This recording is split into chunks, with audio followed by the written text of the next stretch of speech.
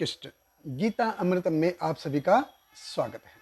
तो हम आ गए हैं भगवत गीता अध्याय 14 श्लोक क्रमांक 27। ये इस अध्याय का अंतिम श्लोक है। पिछले श्लोक में हमने देखा कि भगवान ने बताया कि कैसे कि कोई व्यक्ति भगवान की एकधा भक्ति करके भौतिक जगत जो तीन ताप हैं, तीन गुण हैं, इनसे ऊपर आ सकता है।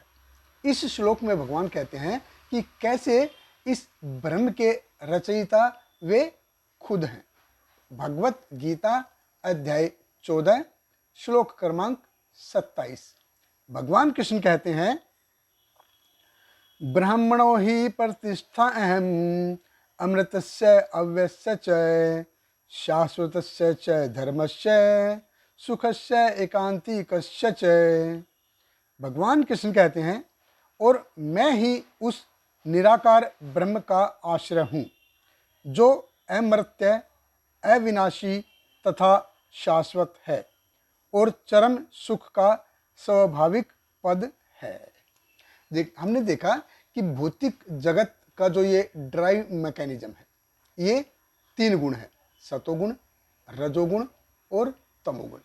तो जैसे ही जीव इस तीन गुणों के प्रभाव में आता है, वो उनसे आच्छादित हो जाता है। इस अध्याय में भगवान ने हमको बताया कि कोई व्यक्ति कैसे तीन गुणों के प्रभाव से ऊपर आ सकता है और उसके लक्षण क्या हैं। ये हमने श्लोक क्रमांक 22 से लेके 25 तक देखा। और वही चीज भगवान ने अध्याय 2 में बताई थी, जब अर्जुन ने पूछा था कि भगवान स्थित प्रज्ञस्य का भाषा समाधिस्तस्य केशव स्थित धी किम प्रभाषेत किम आसेत वर्जेत किम। और फिर भगवान ने अगले श्लोक से अध्याय 2 के 55वें श्लोक से इसका उत्तर देना शुरू किया। और भगवान ने जैसे बताया कि ब्रह्म क्या है, अध्याय 2 में ही जैसे भगवान ने बताया था कि जीव को ना तो काट सकते हैं, ना ही जीव मर सकता है, ना ही इसका जन्म होता है, ना ही मृत्यु होती है। यानी इसमें कोई बदलाव नहीं होता, कोई चेंज नहीं होता। अभी भौतिक प्रकृति कैसी है, ये पूरी की पूरी बदलाव वाली है। इसमें व्यक्ति का शरीर बदलता है, मन बदलता है, जीवन के जो एक्सपीरियंस है वो बदलते हैं, योनियां हैं वो बदलते हैं। तो सब कुछ यहाँ क्या है, बदलता रहता है। तो एक ही चीज परमानेंट है इस भौतिक जगत में, और वो है बदलाव। तो परमानेंट क्या है, चेंज जो है वो परमानेंट है, बाकी सब कुछ यहीं पे बदलता रहता है। आध्यात्मिक जीवन में कोई बदलाव नहीं है। इसलिए क्या है, जो जीव है उसकी जो शाश्वत स्थिति है, शाश्वत धर्म है, वो है भगवान का सेवक होना, भगवान का दास होना। जीवेर स्वरूप है कृष्णेर नित्य दास। अगर भगवान की सेवा मैं नहीं करूँगा तो मेरे को माया की सेवा करनी पड़ेगी, इंद्रियों की सेवा करनी पड़ेगी, मन की सेवा करनी पड़ेगी, और कुछ नहीं तो मेरे को अपने अहंकार की सेवा करनी पड़ेगी, सेवा करनी पड़ेगी। क्यों? क्योंकि जीव का जो स्वरूप है, स्वभाव है, वो है भगवान की सेवा करना जीव का स्वभाव है। या तो भगवान की सेवा करनी पड़ेगी या फिर माया की सेवा करनी पड़ेगी। तो जीव क्या है, ये भगवान की तटस्था शक्ति है। तो इसको एक स्पेशल राइट है, उसको अधिकार है कि वो किसकी सेवा करे, उसको ये अधिकार दिया गया है। तो जैसे कोई ईंट या पत्थर होता है, उसके हम 2 टुकड़े करते हैं, 4 टुकड़े करते हैं, या उसका चूरा बना देते हैं, चूर्ण कर देते हैं, तो उसको कुछ होगा क्या? उसको कुछ नहीं होगा। क्यों? क्योंकि उसको कोई चेतना नहीं है, उसका कोई अस्तित्व नहीं है। लेकिन जीव क्या है, जीव को चेतना है, ये शरीर धारण करता है, संस्कार धारण करता है, और फिर उसी के अनुसार, उसी के हिसाब से ये कर्म करता है। तो एक साथ बहुत सारी चीजें चल रही हैं।